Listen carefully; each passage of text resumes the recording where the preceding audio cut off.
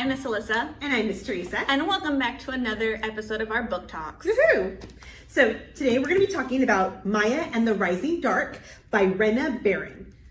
And this was a really interesting book that we read this month. It was great. Yeah, I really enjoyed it. It's about Maya who finds out that she's a little bit different. She's actually half god. Her dad is the person who protects the veil, which separates our world from a dark shadow world. And so she goes on an adventure because her dad gets kidnapped. And we find out all these different things about herself and her friends and her community. And so it was just a really fun book, really fast paced, and the characters were really great in it. Yeah, I really liked it. It jumped right into the action right off the first chapter. Mm-hmm. She's at school, something weird happens, and bam, you're into the story. Yep. It was really awesome too because it's a lot of different folklore. Yeah, so that was one of the things that I really enjoyed about this one is we've read other books that had folklore or mythology. Percy Jackson, the Jumbies, they all had different mythology in them. This one is very similar to the Jumbies because it deals with a different mythology that we're used to, the African mythology. Mm-hmm. So where Percy Jackson was Greek mythology, this one is African, and you see some similarities though.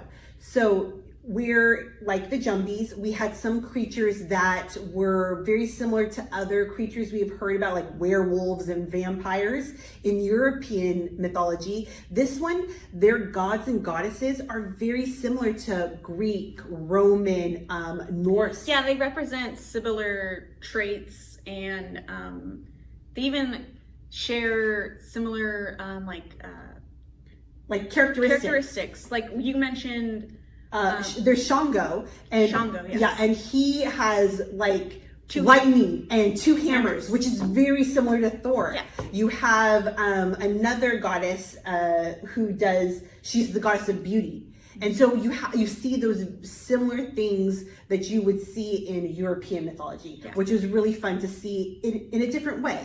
And they're actually called Orishas. Yes, Orishas are these gods and goddesses, or celestial beings, because they bring in the space and time. Cosmos. It's a really fun read. If you didn't get to read it, we definitely recommend you checking it out. Yeah. But let's start with, what did you really like about the book? Well, the mythology was really great. I really enjoyed that. But part of that was I liked the neighborhood.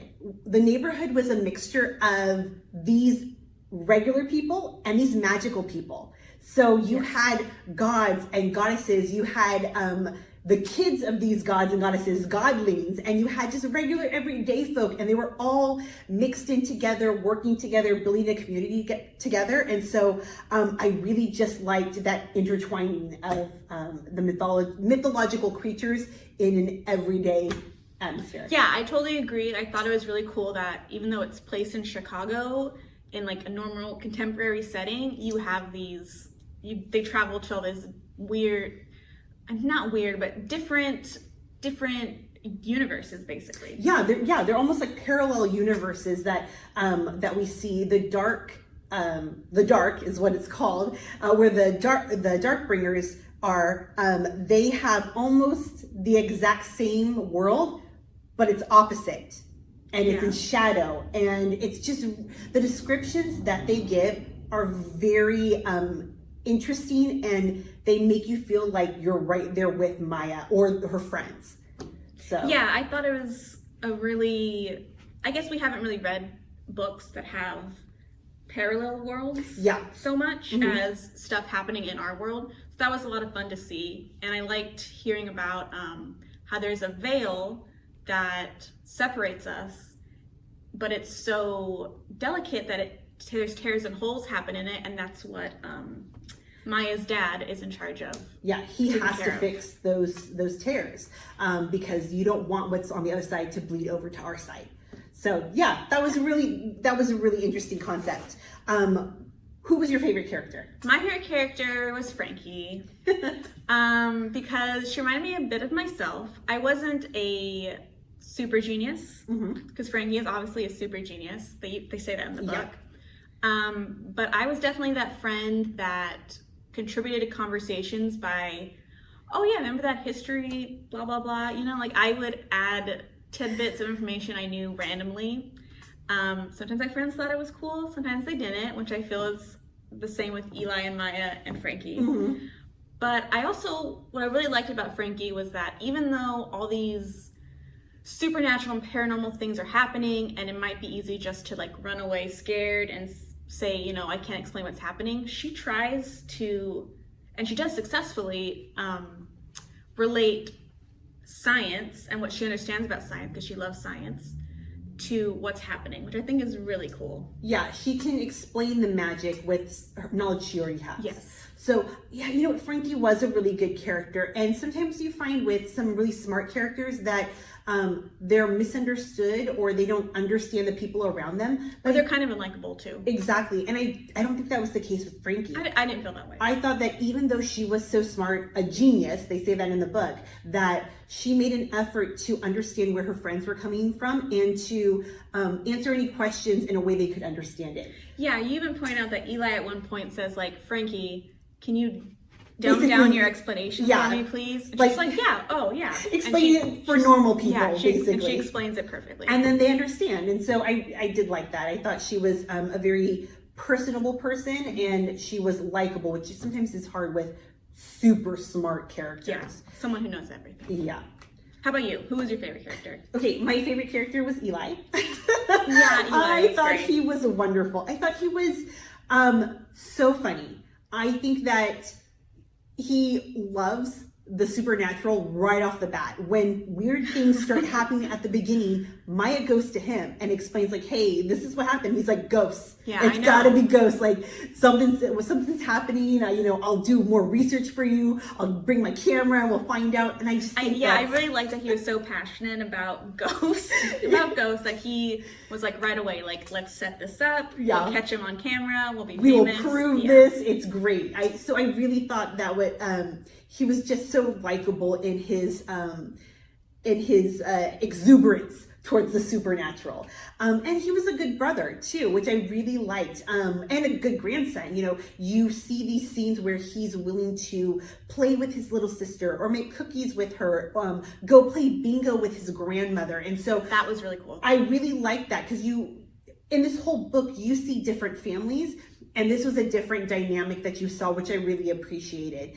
And then I also thought even though he was super funny, super into the supernatural, he could be the voice of reason sometimes. When Frankie was going off and trying to do her thing, or Maya was thinking her thoughts, he could bring them back together and be like, no, like, guys, this is, maybe we should listen to both sides of the argument. So I did appreciate that.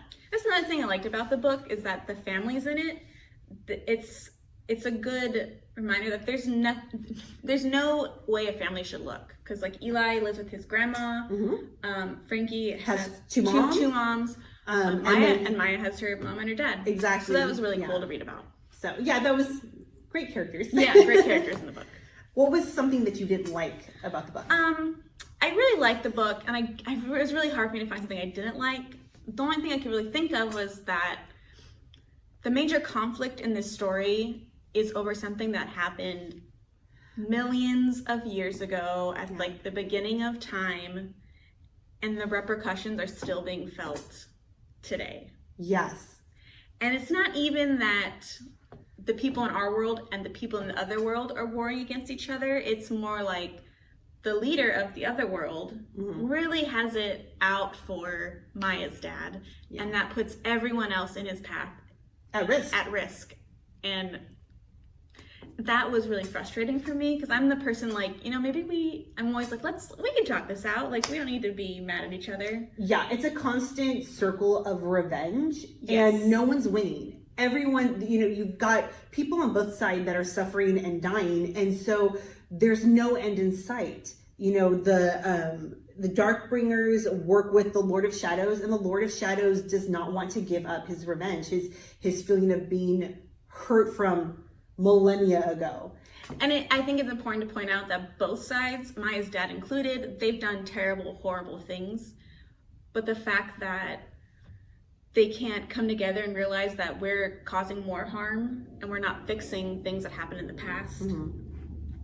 Yeah, you can't. Kind of stinks. You can't go. I mean, you can't go to the past. You can't change things that have happened. What you can do is you can learn from those things, and you can try to make a better future. Yeah. And I think that there are some people in this book that are really desperately trying to do that, and then other people are not. Yeah. They just want to hold on to that pain from the past and keep hurting other people because they were hurt. So that was, you're right, that was a little sad. Yeah, to see and that. again, that's not, doesn't really anything, and not really a critique of the book, but it's just something I'm like, that's frustrating to see. Yeah, in the story, yeah. One of the things that frustrated me is I liked all the characters; they were great. Maya was wonderful. She was put in some really hard situations. You know, it's hard to find out that you're different and your family's different. And hey, guess what? Your everything you thought was real is not. It's a lie, basically. It's a lie, basically. Yeah. You're learning to trust and learning new information, and it's coming at you so quickly. Her family's in danger. Her friends, her community, they're all in danger. And to feel also maybe useless because at a point she thinks that she has no magical powers. So how can she make a difference when she wants so badly to help people and help her father? So I do like Maya. I just want to throw that out there. But I was kind of frustrated with her. I hear a butt coming. Yes, I was frustrated with her sometimes. I thought that Maya wasn't a great listener. Sometimes she would react before hearing the whole thing. You know, you've got gods and goddesses that have a lot of knowledge and that are trying to make the best possible decision for a bunch of people. And as much as they really love Maya's father, they have a lot of other people that they're responsible for. And even Maya's father has left instructions on how to react if something happens. And I think that Maya sometimes doesn't want to hear those things and just reacts from a very passionate place. She definitely doesn't look before she leaps. Very true. At all. And not just with the adults.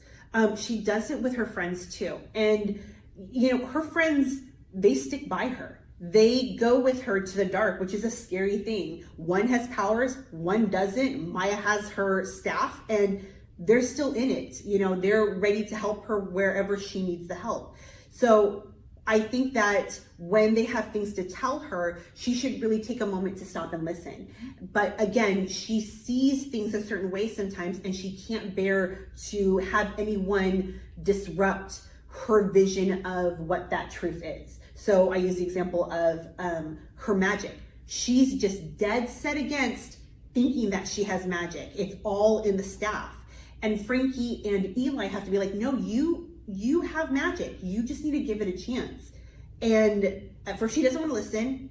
And then they convince her to, and hey, guess what? She's got magic. You know, it may not work as great when it's with the staff, when she doesn't have the staff, but she still has it, and it's within her to use. So I think that was just one instant, and there was a lot of them. I will say that, yeah, that is a flaw of Maya. However, possibly she'll grow because there is a sequel to Maya and the Rising Dark coming out this year in September. Okay. September of 2021. So okay. Maybe she'll learn from her mistakes. That's good, because there were some unanswered questions that I still had here as well.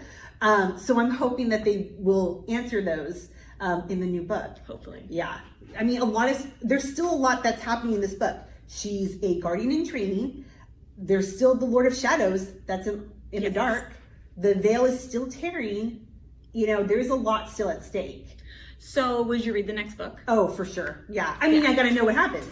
Me too. I'm really excited. I'm kind of bummed I have to wait that long, but it's definitely on my to be read pile. Oh yeah, for sure. If it's anything like the first book, then I'm sure the second one is going to be filled with more mythology and more adventures and more of my favorite character, Eli. So and Frankie, my favorite character, Frankie. But since it's not out quite yet, we have some other recommendations of books to read while we wait for that. And one of them is The Girl and the Ghost by Hannah Alcath. And this has to deal with Soraya. And Soraya's grandmother is a witch. So her grandmother gives her a gift, and it's a ghostly companion made from shadows. And so Soraya names her companion Pink, and they get along great. They go on adventures, and they're the best of friends. Nothing could go wrong, right? Exactly. But Soraya starts making human friends, and Pink gets jealous. Oh. And Pink has a dark side, and Pink is not above hurting people to get its way. Okay, that sounds good. A little scary for me. A little scary, but yes, still has that adventure. You have a main female character, and I think Eli would love it because there's a lot of ghosts in it. And a shadow character. So our second recommendation is the Tristan Strong series. This is actually book 2, and there's a first book out. The first book is called Tristan Strong Punches the Sky. Oh, that's great. Punching a hole in the sky. So this is Tristan Strong Destroys the World. So I'm sensing a theme. Oh no. But this is also centered in African American folktales and West African gods and heroes. So Tristan lives in Alabama, and while he's concentrating on a boxing match in his grandparents' barn, a spirit appears to warn him that the Shamble Man is coming to the Strong family farm. Oh no. So I don't know who the Shamble Man is. That sounds terrifying. Oh, yeah, what he's about, but it sounds pretty scary. Okay, we have to read this book too. Yes. And of course, we're going to announce our book for next month, which is Charlie Hernandez and the League of Shadows. So this one we'll be reading in March. This is about Charlie Hernandez, who grew up listening to his grandmother telling him stories from the Latino and Hispanic mythology. So basically, Charlie's whole world gets turned upside down. His house is destroyed by a fire. His parents have disappeared. And now he's living with a temporary guardian. And on top of it all, he's starting to grow horns. And feathers. Ooh. Yeah. So we've got to figure out what's going on. That was what we will be reading in March. Mm-hmm. So make sure that you follow all of our videos on Facebook or YouTube. You can grab a copy of Charlie Hernandez from our branches or on our Overdrive app. Yes. So we hope to see you guys next month. Check us out. We'll see you soon. Bye. Bye.